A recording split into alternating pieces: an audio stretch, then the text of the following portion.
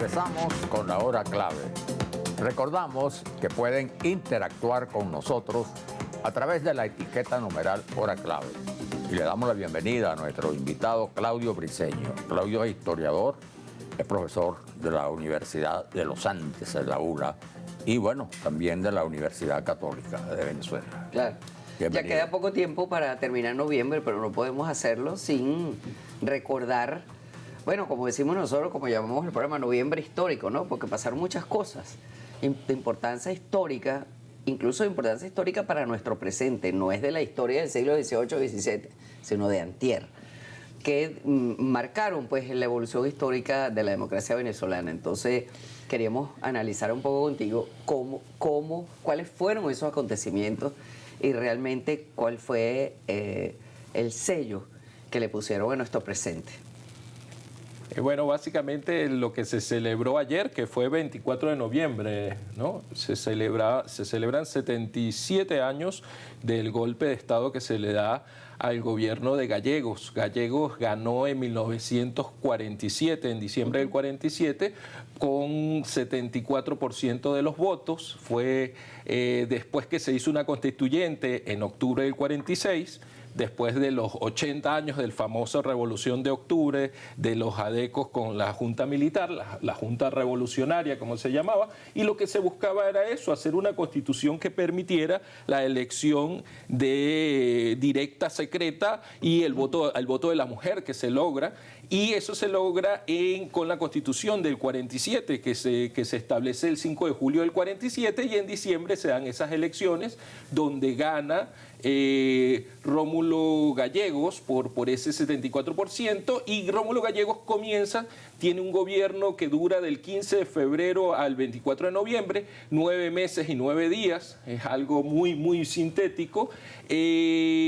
Se dice mucho que fue por el liderazgo de los militares, que estaba principalmente en Pérez Jiménez, que era teniente coronel, más que el mismo Delgado Chalbó, que era el ministro de la Defensa. Es tanto así que en esos 9 meses, en julio, Rómulo Gallegos viaja a Estados Unidos a pedir ayuda para la modernización del país por toda la percepción petrolera del país, y deja encargado no al ministro de Interiores, sino al ministro de la Defensa, que era Carlos Delgado Chalbó, ¿no? Entonces, de un momento a otro cambia esa perspectiva, y es una perspectiva de un sector militar que comienza a ver un sectarismo por parte del gobierno hacia los militares y en perspectiva de acción democrática, ¿no? Y entonces se da ese quiebre constitucional que llega al cambio, es el 23 de enero de 1958. Da todo ese periodo de la década militar que fue... tiene todo un proceso histórico que debemos estudiar los historiadores actualmente en toda su... Ahora, en esos 10 años ocurre un hecho importante. 4 años después del derrocamiento de Gallegos, se convoca unas elecciones para una asamblea constituyente, ¿no? Y esa asamblea es importante selección porque allí, por supuesto, estaban ilegalizados Acción Democrática, que era el gobierno que había sido derrocado con Gallegos, el Partido Comunista también por razones obvias, pero se abrió como un espacio, un margen electoral, ¿no? Ahí se aquello que la gente llama una dicta blanda en aquel momento, ¿no? Y participaron, por supuesto, 2 partidos que ya venían fundados en los años 40 y que venían con una importante votación. El caso de URD, cuyo líder, Jovito Villalba, el líder histórico, y COPEI, también con un líder histórico importante, Rafael Caldera. Esas elecciones se realizan y allí, dentro de condiciones muy difíciles, bueno, se produce una votación mayoritaria y una victoria podríamos decir de la oposición, pero concretamente de URD. Y ahí sobreviene pues el golpe de Estado que ya instala a Pérez Jiménez como dictador pasado unos meses.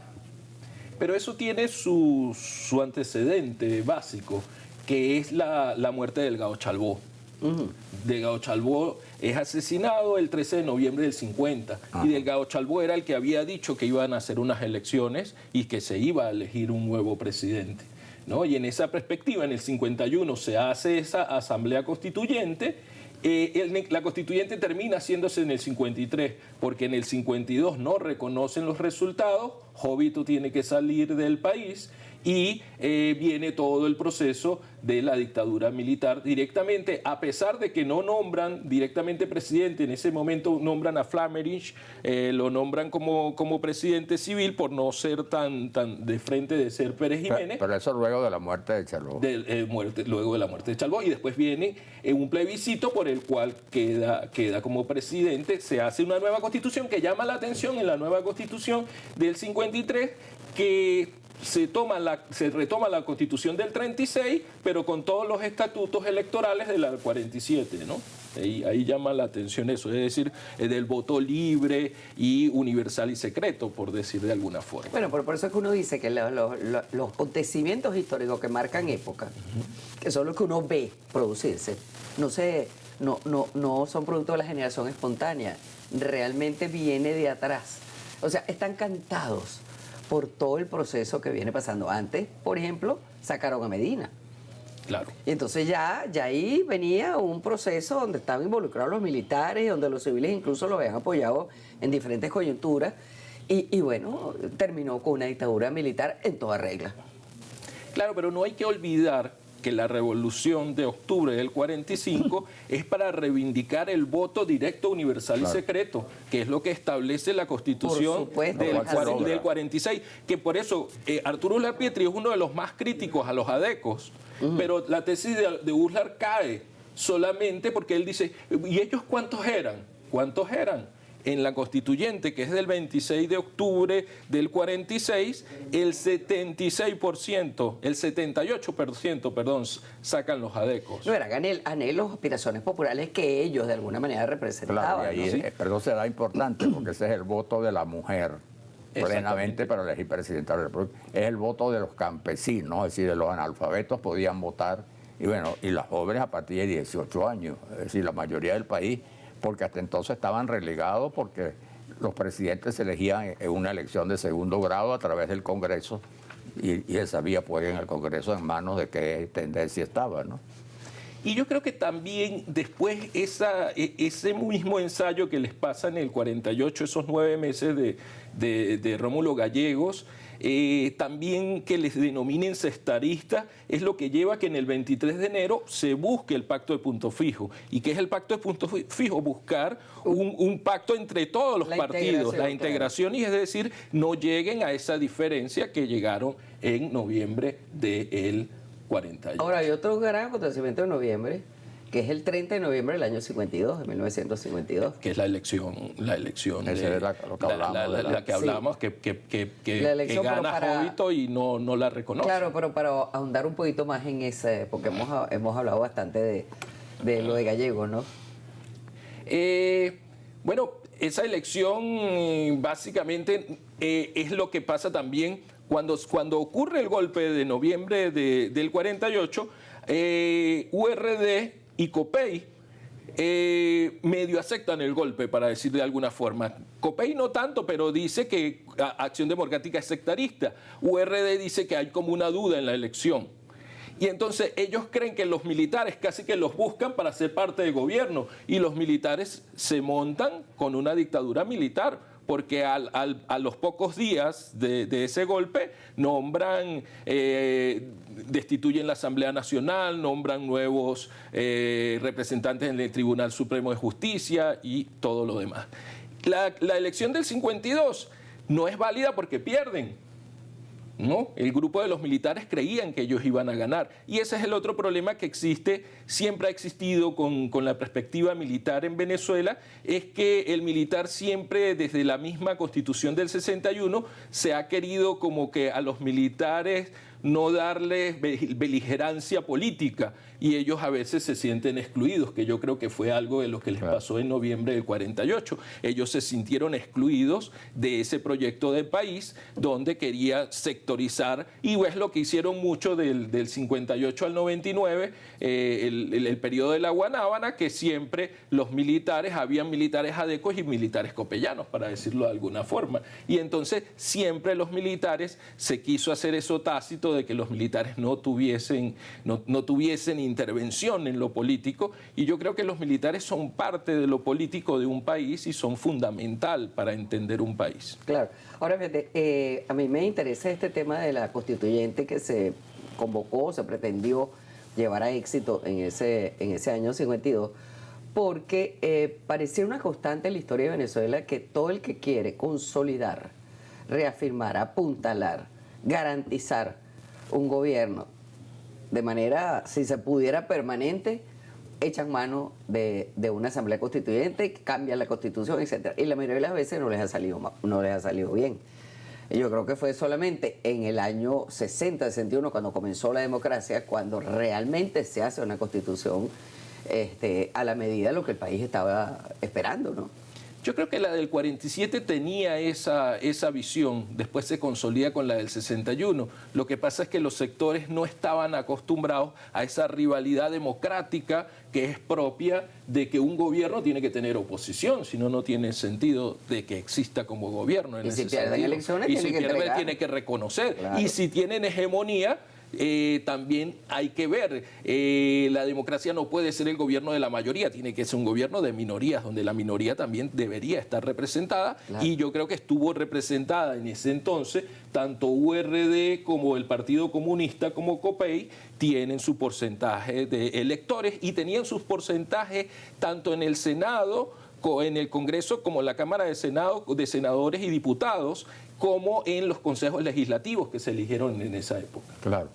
Ahora, allí ocurre un fenómeno importante, y es que el 18 de octubre, el derrocamiento de Medina Angarita, es la conjunción de una fuerza militar nueva, una fuerza militar moderna, enfrentada a la fuerza militar del gomecismo, a los famosos chopos de piedra que le decían, que se combina con un partido también nuevo en el sentido que propone la democracia. Entonces hay una alianza, si se quiere, circunstancial, de los militares nuevos y el partido moderno. Esas entran en contradicción ya a lo largo del gobierno de Gallegos, y ocurre un hecho muy importante, que Delgado Charbó de alguna manera era más cercano al planteamiento civilista, ¿no? Porque, bueno, sabemos la historia de él, fue un militar después de ser ingeniero, fue otra cosa. Y entonces había el sector que sí planteó el 18 de octubre como un proyecto de ellos militarista, encabezado por Marcos Pérez Jiménez. Claro. Entonces, al desaparecer Delgado Charbó, el enfrentamiento es de Pérez Jiménez con los factores civiles, y eso tiene que ver con lo que ocurre ya el 30 de... Por eso que te digo que ya venía camuflajeado. Claro, esa diferencia de exacto. Fuerza Armada, movimiento civil político, claro. Que es fundamental de entender en la historia del país. Claro. ¿No? Ahora, ya para irnos, nos queda un minutico, ¿qué dirías tú que ha sido, digamos, la repercusión más importante de esos hechos de noviembre, del mes de noviembre de aquellos años, sobre la evolución política posterior de Venezuela? Yo de ese hecho reivindicaría a nuestro primer presidente civil, que fue Rómulo Gallegos, quien fue, desde el punto de vista cultural, con la novela Doña Bárbara en 1929, y después en 1942 con El Forastero, con Canaima, que es una belleza de novela, en el 35, y con el premio Rómulo Gallegos establecido en el año 65, y después con el Centro Latinoamericano Rómulo Gallegos del 72, reestablece que la democracia es un ideario que tenemos los venezolanos durante todo el siglo XX. Y es verdad, ese ha sido el primer presidente civil que ha tenido la historia. Y además su condición de gran educador, ¿no? Exactamente. Y bueno, promotor de la generación del 28, claro, porque él fue el director del liceo donde salieron todos esos jóvenes, Jovito Villalba, Rómulo Betancourt, Miguel Otero Silva, para de contar que salieron de esas manifestaciones del 28, que es el origen de todo ese desarrollo. Y eso es historia. Y eso es historia. Eso nadie lo puede negar. Eso no lo podemos negar, y claro, es algo propio de nuestros inicios del siglo XX y de este periodo. Y ocurrió en el mes de noviembre. Claro. Y ocurrió en el mes de noviembre. Muchas gracias, Claudio, por haber estado acá con nosotros. Gracias. Vamos a la pausa, ya volvemos.